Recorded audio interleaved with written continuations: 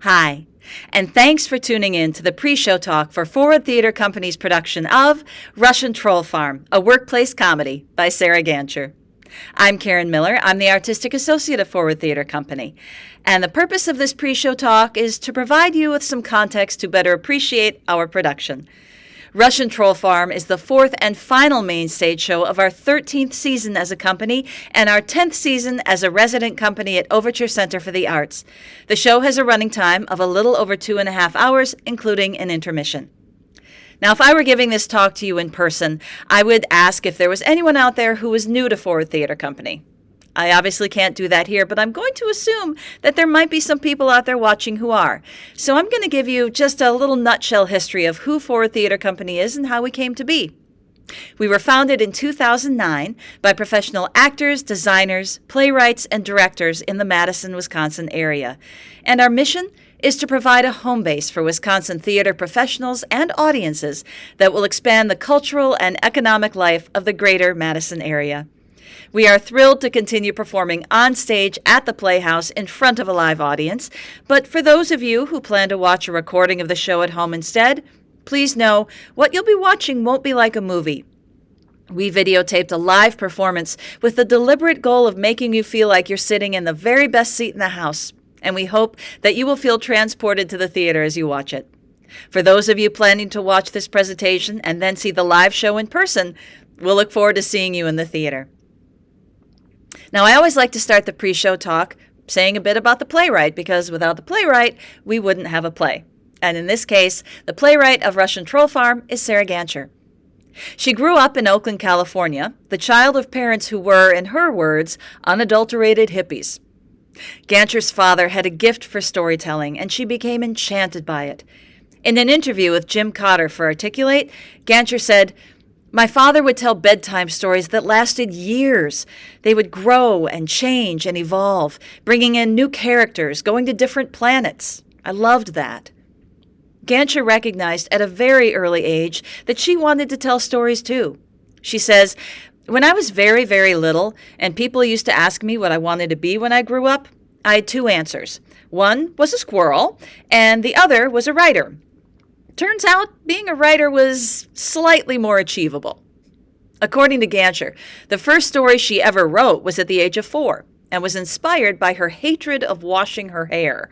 She says, "Weirdly, I was already writing about things that made me uncomfortable, something that has stuck with me to this day."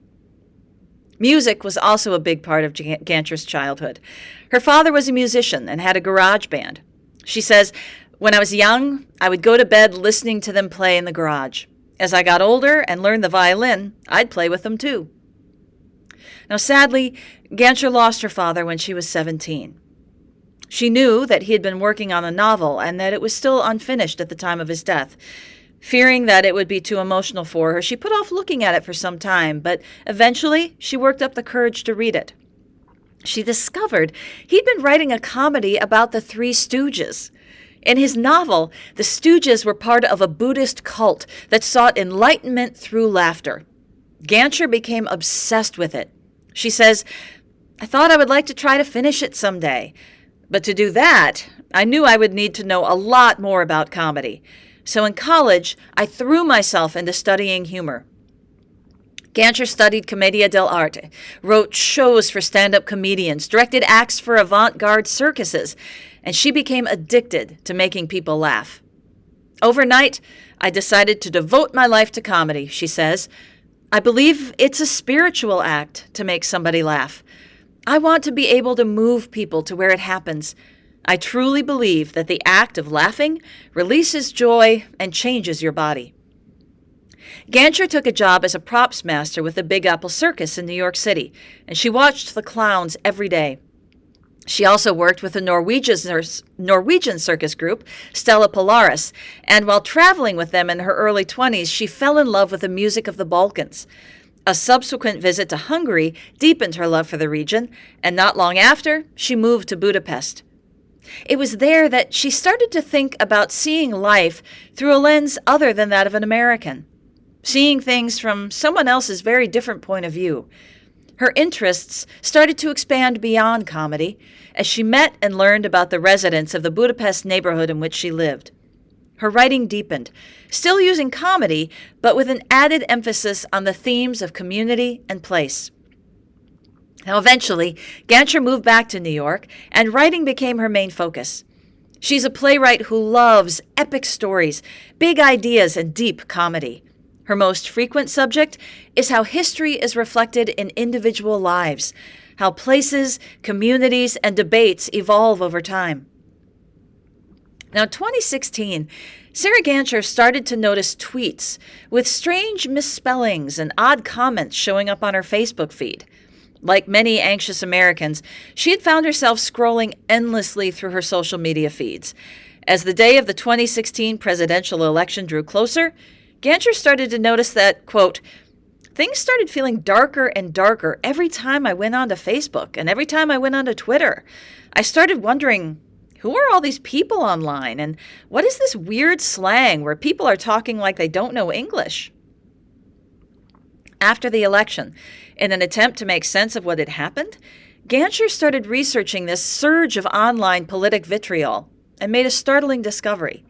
Quote, I started to find out that a lot of the accounts I followed were actually Russian trolls from a state-run organization, the Russian Internet Research Agency, often referred to as a troll farm.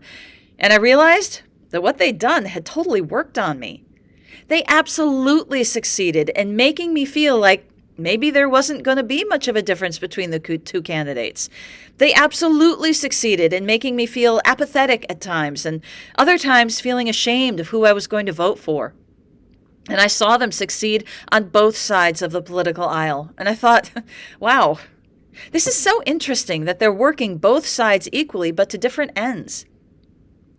Gancher then began to think about the trolls themselves, the people who work 7 days a week to emotionally terrify the electorate of the United States. What motivated them? How did they feel about what they were doing? She says, I realized there's this whole room of people in St. Petersburg who are paid to sit there and write Facebook posts and create memes. Their job is to pretend to be different people, stage fights. They're essentially playwrights. They have my job. And to succeed, they have to be able to tell good stories. Now, Gancher is a fan of workplace comedies, so she started to imagine a play, both dark and funny, that portrays the lives of 5 people who work on the troll farm. They go out to karaoke. They have drinks. They have arguments about workplace policy. And meanwhile, their job is to sow discord in the American political process. This is what became the play Russian Troll Farm. Now, Gancher was interested in the addictive aspect of social media, how people are stimulated by negative emotions across the political spectrum. She says, quote, during the 2016 election, some of these trolls basically became conservative pundits. They were followed and retweeted far and wide by other people. To that end, Gancher says about 80% of the tweets used in her play are actual tweets from 2016. She says, I want everyone on the right and the left to be able to spot these trolls and to see what they're doing, or at least to wonder, what happens to a democracy when the voices of real citizens are drowned out by fictional characters? Her play, Russian Troll Farm, received its first workshop reading in 2019 at New Dramatists in New York and was scheduled to receive a full production in 2020. COVID squashed those plans, and it premiered as an online production instead, garnering wide acclaim both for its use of this new medium for theater and for the play itself. It was on the list of 10 best theater productions of 2020 in the New York Times and a Times Critic pick as well. Forward's production is the first on-stage production of the play and is a regional premiere. Now, Sarah Gancher's other plays have been produced or developed at London's National Theatre, The Public in New York City, Playwrights Horizons, Berkeley Rep, Steppenwolf, and many more. She's the winner of the Richard Rogers Award for Musical Theatre, New York Stage and Film Founders Award, and the Edgerton Foundation New Play Award. She was the head writer for Blue Man Group and has worked with Cirque du Soleil and at the Colbert Report. She teaches playwriting at NYU Tish's Department of Dramatic Writing and the New School's MFA playwriting program. She also occasionally performs as a jazz violinist and continues to live in New York City. Now, I want to give you just a brief synopsis of Russian Troll Farm, which is not an easy play to synopsize. But if you're one of the people that likes to not know anything about a play going into it, I suggest maybe fast forwarding about a minute or two so you don't hear the synopsis. But I promise you, I will not include any spoilers. Basically, imagine the television show The Office, but instead of Scranton, Pennsylvania, it's St. Petersburg, Russia. And instead of Dunder Mifflin Paper Company, it's the Russian government's Internet Research Agency. That, in a nutshell, is Russian Troll Farm, a workplace comedy. The play is set in the months leading up to the U.S. presidential election of 2016. Steve, Nikolai, Igor, and Masha are a group of tech wizards at the Russian-backed and real-life Internet Research Agency in St. Petersburg. Their job is to post nonstop on social media.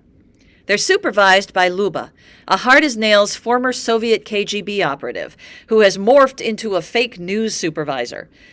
The play is broken up into 4 sequences, each taking on a different form of story, as we start to learn what drives each of the characters to do this work and how they feel about the moral consequences of what they do.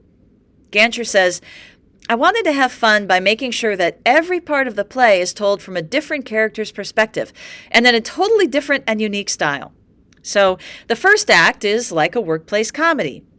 The second act is sort of like a Kafkaesque nightmare. The third act is a Shakespearean revenge comedy.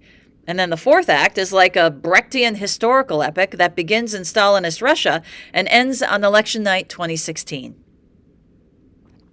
I'm going to talk a little bit about the real-life agency that is the Troll Farm in the title of the play.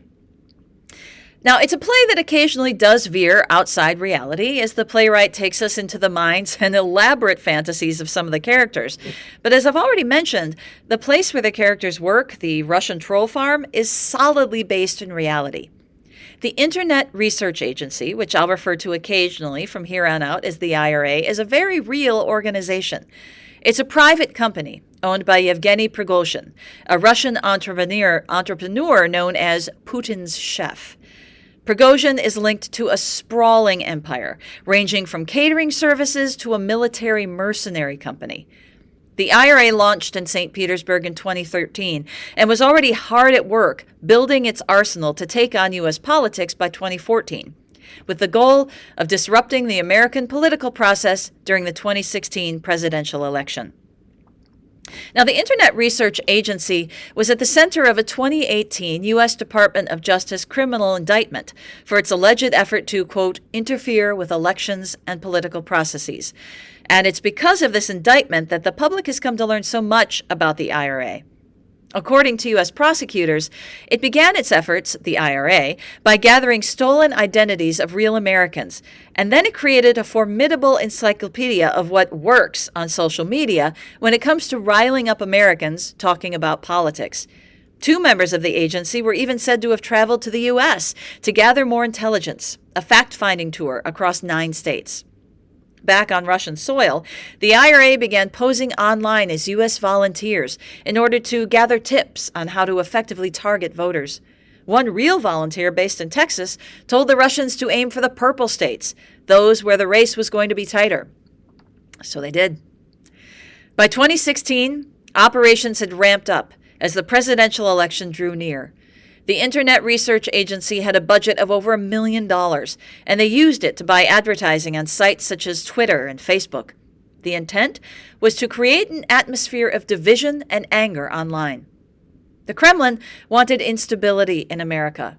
It wanted to sway some people's votes, and for others, particularly minorities, persuade them not to vote at all. Russian operatives would work shifts to make sure their posting times matched the time zone of the area in which they were pretending to be based, and the work was round the clock. When the operatives, who called themselves specialists, weren't posting, they were learning and getting feedback on writing style. They were said to be constantly monitoring the viral success of their approach, tweaking and adjusting to maximize retweets and the spread of the message. The team is also said to have had a list of U.S. public holidays and appropriate content ready to go so they would blend in. Now, at first, new recruits to the Internet Research Agency were thrilled by the better-than-average salaries they earned simply for posting on the Internet. But one former troll says he eventually realized that the work hid a darker reality. Both they and their audience were meant to turn into zombies.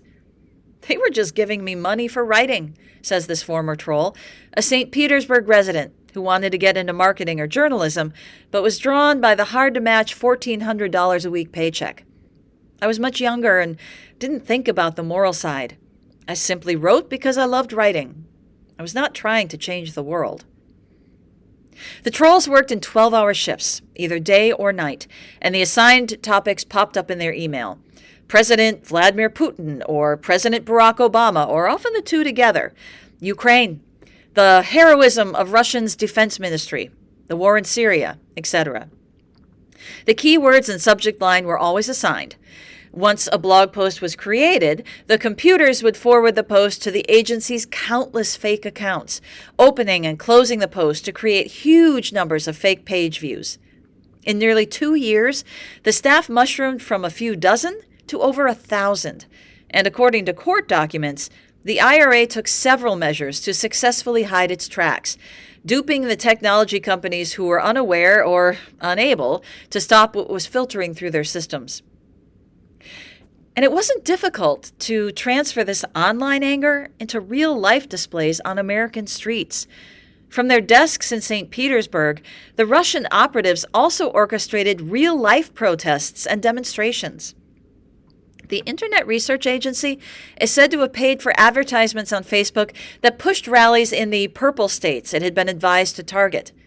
In the process, the IRA is said to have built up a list of more than 100 real Americans who had contacted for help in organizing these real-world efforts. None of them were aware they were puppets in a Russian campaign. A campaign that, as far as we know, is very much ongoing.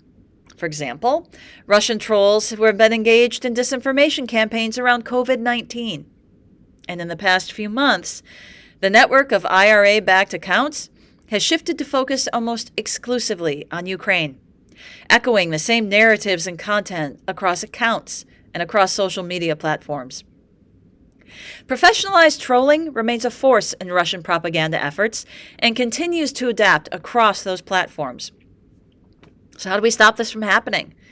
One simple thing we can all do is to post, share, and retweet responsibly. It's up to all of us to prevent the spread of disinformation.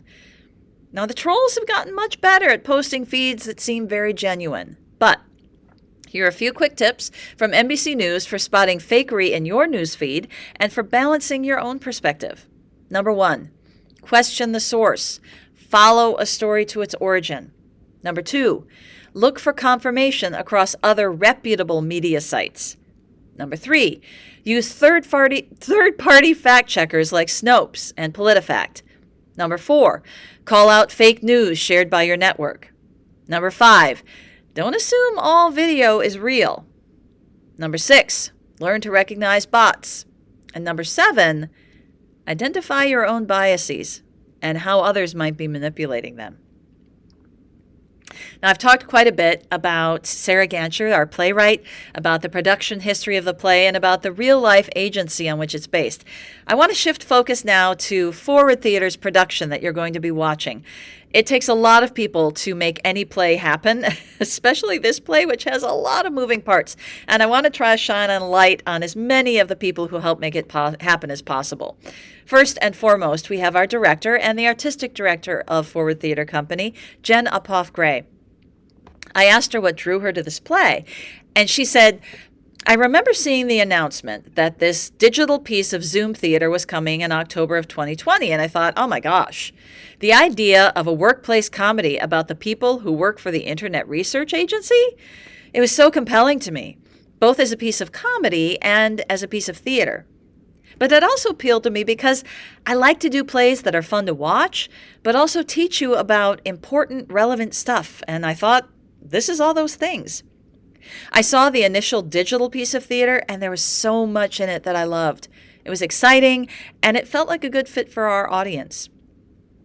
We aggressively pursued getting the rights for the show, and in early 2021, we found out we had them. It was only later in the summer of 2021 that we discovered no other companies had yet been given the rights. And when we realized that our production was going to be the first live on-stage production with live actors working together and a live audience seeing it, I reached out to Sarah Gancher, the playwright, and said, hey, if you want to come be involved in this in any way to learn from it before it goes on to whatever its next iteration will be, we would love to have you here and support this as much as possible. It's not technically a world premiere, but in some aspects it is. So if we can support you in the development of this piece, let us know how. That led to a series of conversations over the course of 2021 and early 2022, and ultimately to Sarah spending the first full week of rehearsals here with us in Madison, making tweaks on the text. Now, Chris Dunham is our set designer for Russian Troll Farm. He's the Associate Professor of Theater Design and Technology and Technical Director for the Department of Theater Arts at Edgewood College. Forward Theater Company regulars may remember his beautiful sets for Outside Mullingar, Marjorie Prime, Every Brilliant Thing, and Lewiston Clarkston. Chris began his work by researching Russian brutalist architecture. He says, the brutalist architecture feels very Soviet to me, but turns out it started in England and Paris. The origin of the term brutalist refers to raw, as in raw concrete, not brutality. As it caught on, however, it got adopted by a lot of authoritarian governments and fell out of favor with the rest of us. Brutalist architecture has the tendency to feel impersonal and imposing, but at the same time, it's got this sort of angular whimsy about it that suits the chaotic humor of this play. I didn't want to have something so dour that it didn't read as a comedy, but the brutalist style provided a central metaphor for what's going on. Now, Jen Gray says, I love collaborating with Chris Dunham. He is such a great designer. With the set, we obviously needed something that at its base level looked like a nondescript corporate setting in Russia.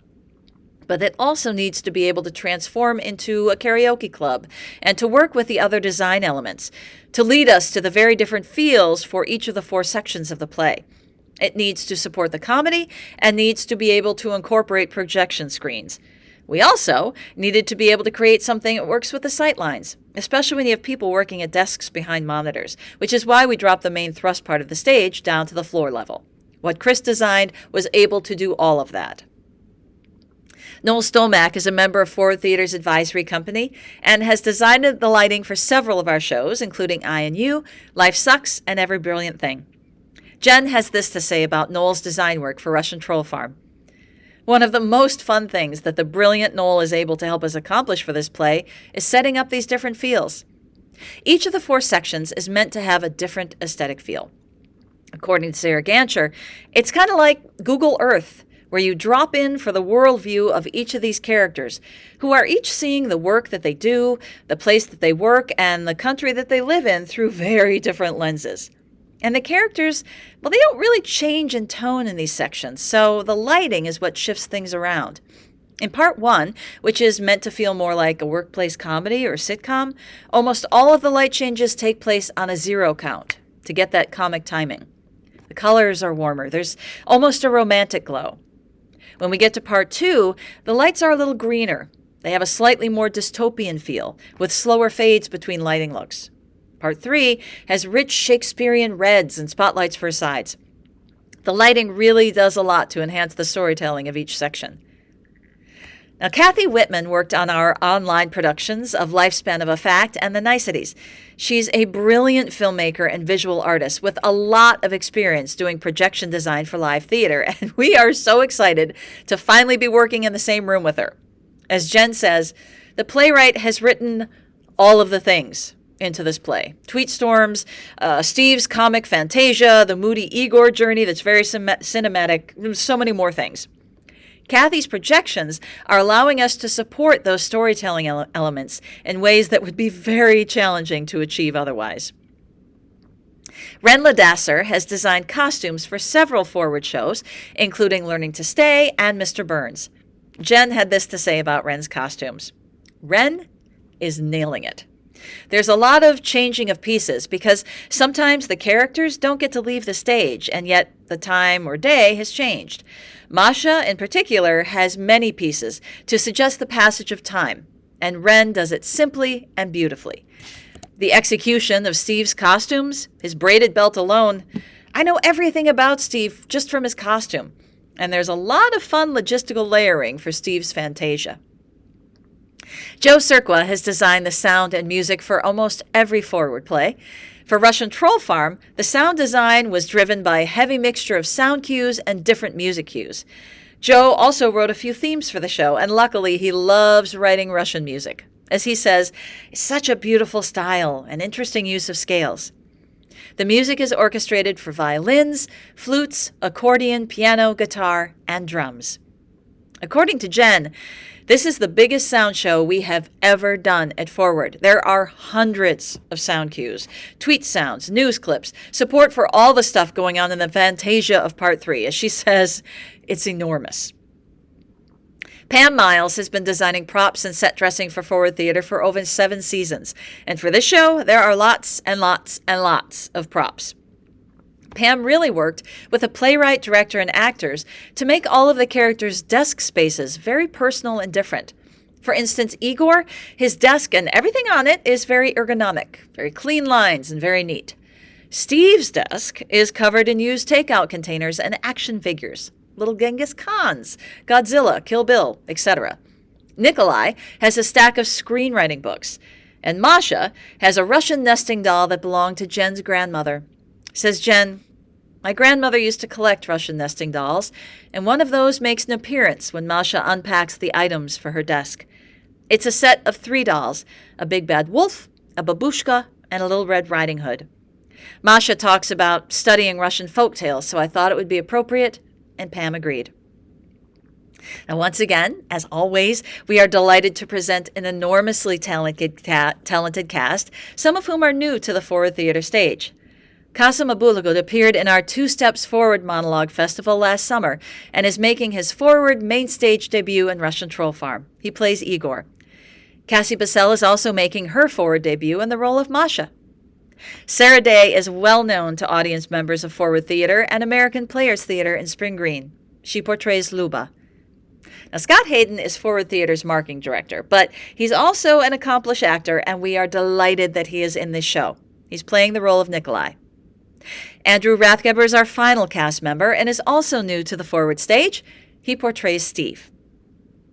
Now, one of the things I like to do in the pre-show talk is to reward you for the extra commitment you've shown by tuning in and watching the talk. So I'd like to give you maybe a couple of tidbits you wouldn't know about if you didn't watch this, things to look for as you're watching the show. For instance, one of the scenes that takes place shortly before the presidential election, when the trolls are just working nonstop, called for a lot of snacks to be strewn across the desks and across the set. Now, Jen and Pam Miles decided they wanted a mix of American and Russian snacks. So Pam ordered an assortment pack of about 20 or so Russian snacks. Now, she only needed the wrappers, so in the rehearsal room on breaks, the cast and production staff would open one up and try to guess what it was. As Jen says, we had fun on breaks, looking at a package and saying, what do we think this is? We'd open it up and eat it, and then give the wrapper to Pam. Now, some of them were really tasty, and then there were other ones like, why is there a picture of a lobster on the outside of this? We'll never know. Finally, there is a note about the sound design. Now, throughout the play, you're going to hear a lot of news clips because they help to support the time frame of the show. But Jen and Joe Cerqua were very specific about not using the voices of the 2 presidential candidates, except for one scene where the characters are listening to the debate. That's the only time the candidates' voices are heard. Now, finally, I want to conclude by asking you to continue the conversation with us on social media. Visit our Instagram, Twitter, and Facebook pages, and I promise that we are using it responsibly. If you're going to see the show in person, stay for the talk back after the performance. We would love to have you there. Speak with members of the company in the lobby. We'll be wearing name tags. We're always happy to answer questions or discuss things about the play with you. Listen to our podcast, Theater Forward. And don't forget, Forward does have one more exciting piece of programming this season. The Wisconsin Writes New Play Development Festival, which is happening May 18th through the 21st. And it's featuring staged readings of 3 new plays by Wisconsin playwrights. And on the fourth and final night, you can be the first to hear a staged reading of a new play by Lauren Gunderson, which was commissioned by Forward Theater. Details about tickets and show dates can all be found at our website. Now, Russian Troll Farm takes a satirical and purposeful look at the ways Russia's government has tried to manipulate world opinion.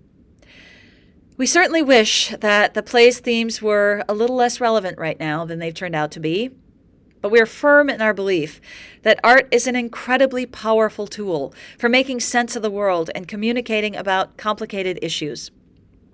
We hope you'll leave the theater with a better understanding of the ways social media platforms and their users are manipulated, but we also hope you enjoy this contemporary comedy. Don't be afraid to laugh. After all, Sarah Gancher, the playwright, used to work for the Colbert Report. She knows how to use satire to get at important issues while also making you laugh. Many thanks to all of you for joining me in this talk. I so appreciate the time and commitment you show by listening and tuning in to find out more. And please, enjoy the show. Enjoy Russian Troll Farm.